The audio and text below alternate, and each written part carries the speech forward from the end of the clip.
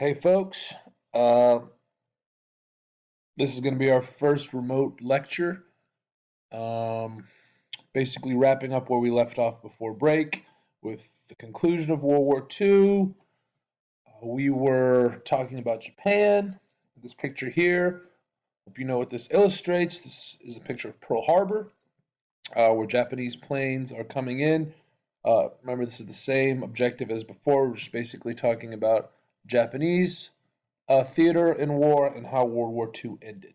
Okay, so this is a photograph of a Japanese fighter plane coming towards Pearl Harbor. Try to remember why. Why did they attack Pearl Harbor? And anytime you can pause when I ask a question, think about it and say it out loud. I mean, it sounds crazy, but you're more likely to remember. You'll be more engaged. So when I ask a question, you can yell it out loud or pause and think about it or whatever. So, once again, what were the reasons? Well, Japan was not getting any raw materials. The United States was going to do an embargo on Japan.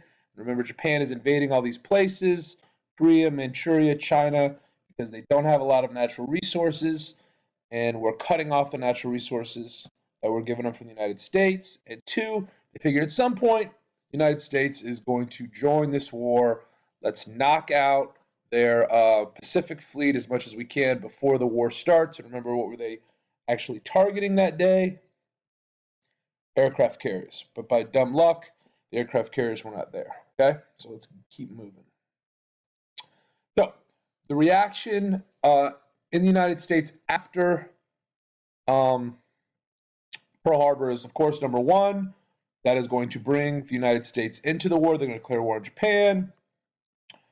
Germany and Italy are going to declare war on the United States. The United States is going to declare war on Germany, and that brings us in. But back at home, we see the internment of Japanese, right? What that means is many Japanese are going to be Japanese Americans, remember, are going to be taken and basically locked up for the duration of the war. The idea is because it was a sneak attack, some Japanese Americans must have known about it, right? Or there must have been spies there, right? And we see this often, right? We talked about this in class at 9/11, how a lot of the nation became not only it was radical Muslim students, right? It became anti-Muslim, became anti-Middle Eastern, and you have this sort of anger after Pearl Harbor, and it's directed at Japanese Americans. You can see here, Japs keep moving. This is a white man's neighborhood, right? The sort of racist nationalist that happens in times of war. There is evidence to support that some Chinese who were actually our ally during World War II were also sent to these internment camps. So let's talk about propaganda, because this is one of the objectives, right? Propaganda being used during World War II. Okay, and once again, the main utility of propaganda is to get your ideas, spread your ideas in other people's minds. And one of the most effective ways to do this is fear, right? So propaganda is being used at this time by the Americans, by the Japanese, by the Germans. It's being used all over to basically get people to support the war effort and view their enemies as less than human, hate them, fear them. Here's a good example. Newspaper, magazines, posters, and films portray the Japanese as evil monsters, monkeys, and dehumanized. Often in propaganda, we see the opposite side dehumanized. They either look like monsters or animals because it's easier to hate them and to kill them. And over here, you'll often see women being used, right? Sort of idea that, in this case, the Japanese or the Germans or the communists are going to take American women. We also see with children, they're going to take children, which increases, the emotional argument behind it. But we see all of these being used during World War II to dehumanize them and make them view, less human, so it's easier to hate. Okay. We also see some anti-German propaganda. This first one here, this is from World War One, but once again, we see the same theme, right? We see this mad brute who is, not a human, obviously, right? Not a human. This is illustrating the German military, and we have a woman here who's being taken, and obviously the inference here, she's going to be taken and raped or something along those lines. That is a common theme that we see in propaganda, right? We need to protect our women, we need to protect our children. Emotional argument. Over here, we see these are both World War II. Don't kid yourself. It's up to you. Stop him. Our work will win or lose this war. Basically, this is trying to get people at home to work harder. And we see Hitler, who almost looks like a madman in this picture. He looks more, I mean, he is human. We see him looking more, monstrous. Same thing. And over here, we've beat him before. This is, World War One. We'll beat him again. World War II. Okay. Here we see propaganda in Germany. This is basically the same thing. We see a person of Jewish descent being characterized as somewhat monstrous, right? Less than human. We're seeing across the board the mass media being enlisted into this war to win the hearts and minds of the followers, right? So how Americans view the Japanese, the Germans, and how the Germans are viewing the Jewish population in their radio, newspapers, films, books, all over.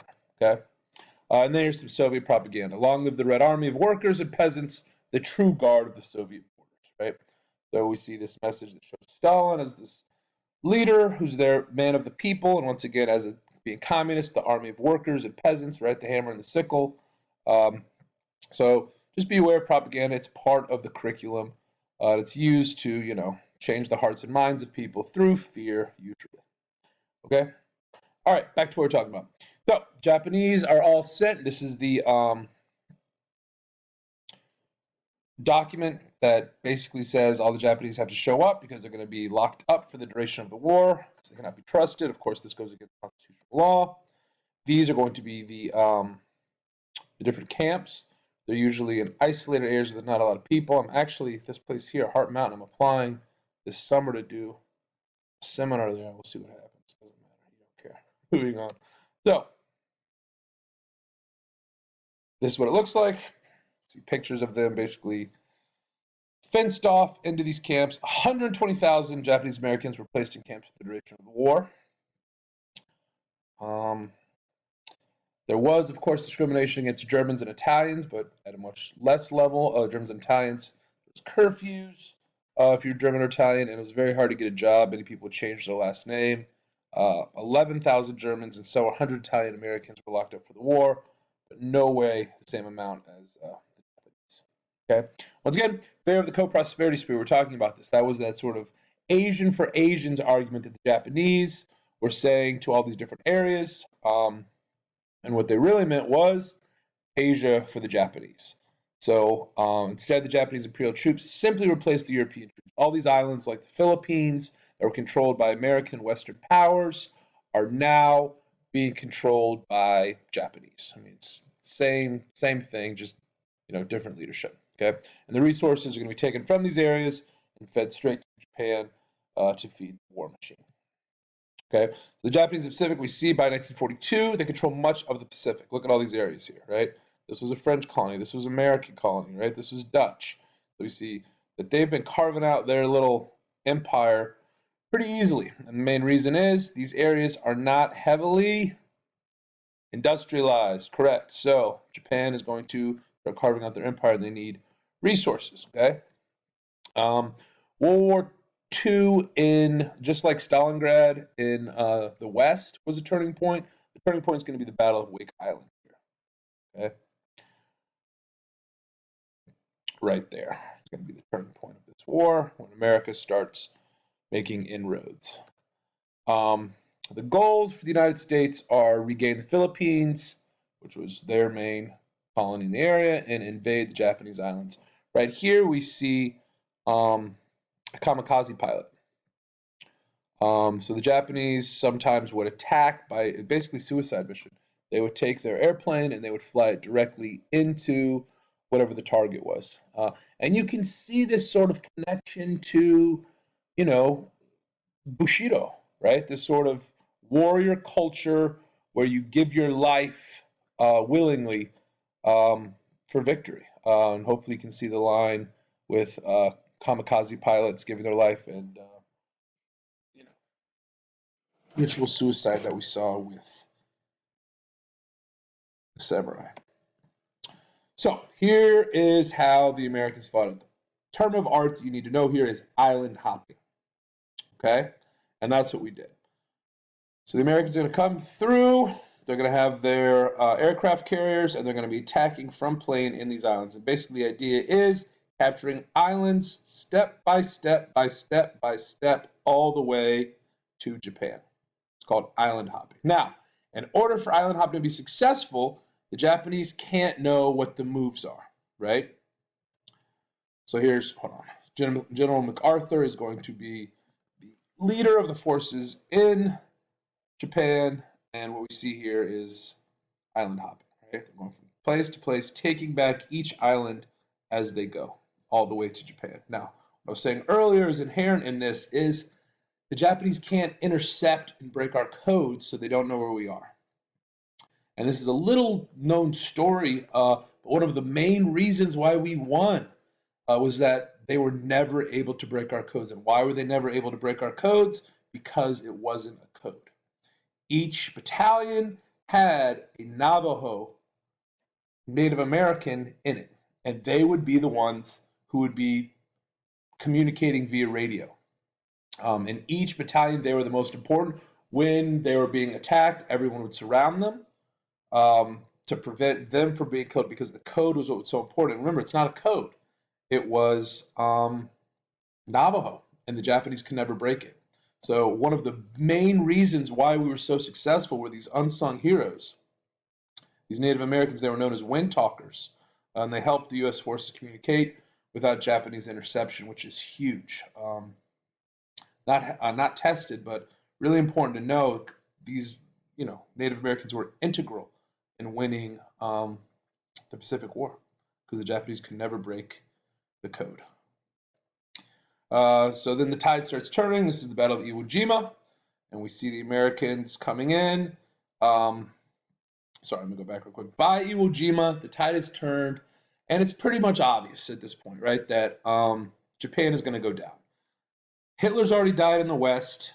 All of the troops that were fighting in Europe are now heading to the Pacific Theater to fight in Japan, and it's only a matter of time before Japan goes down.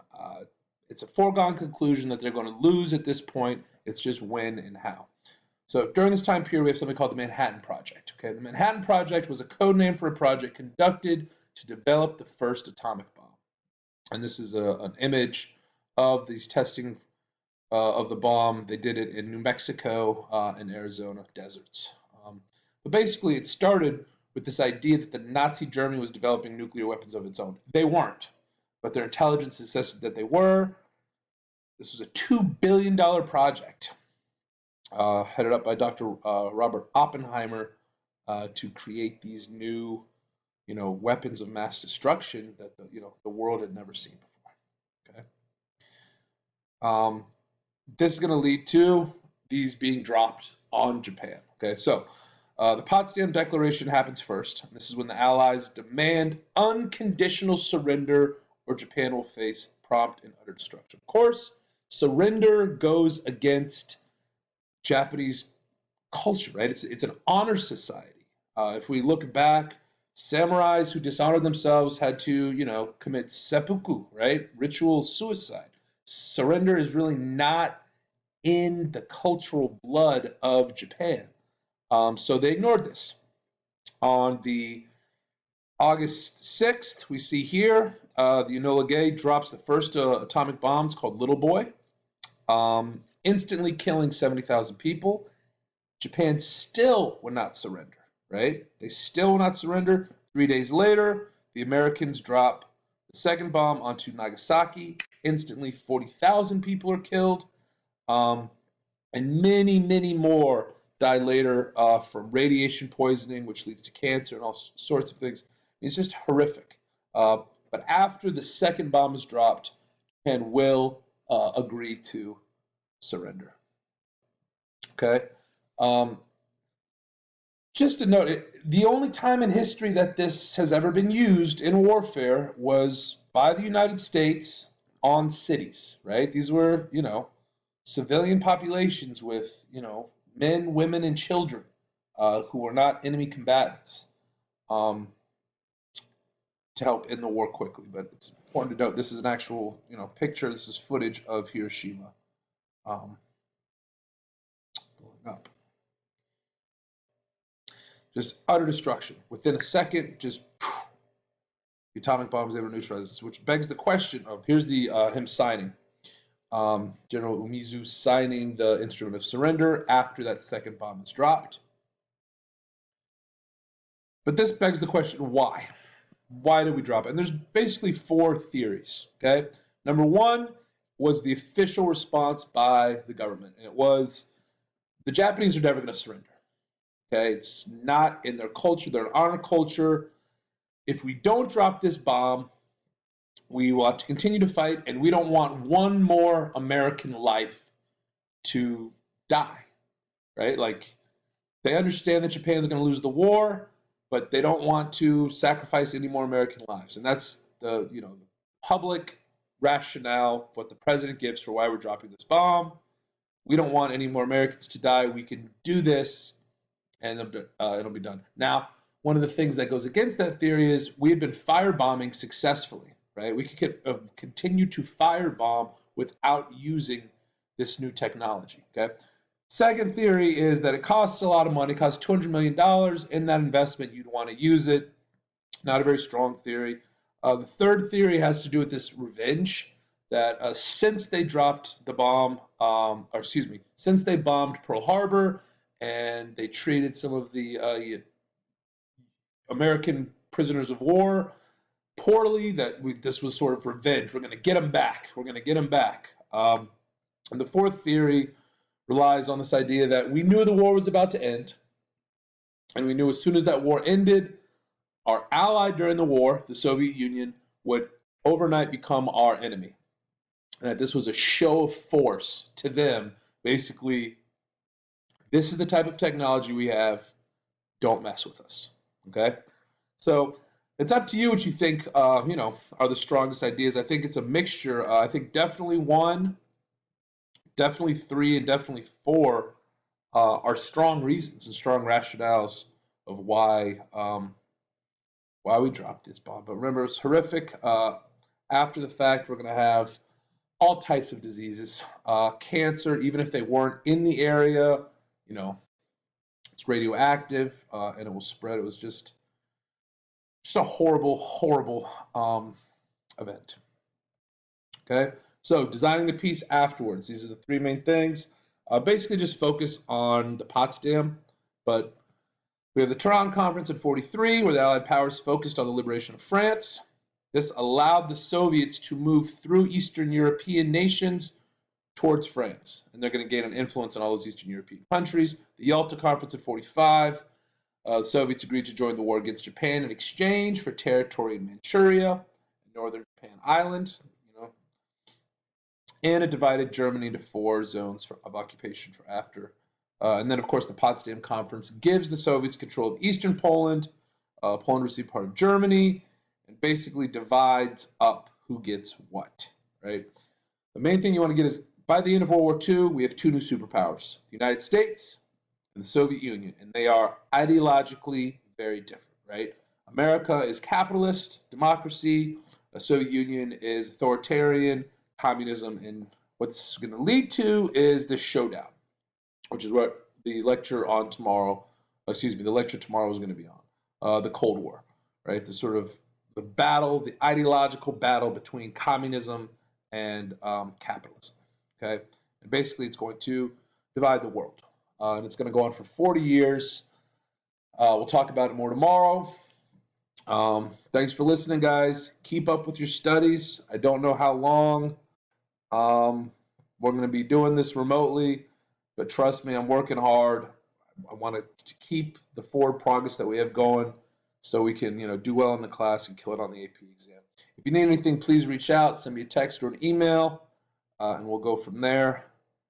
Don't forget, any work is due each night at 11:45, meaning watching this lecture on Edpuzzle or putting in any assignments. Have a good one, guys.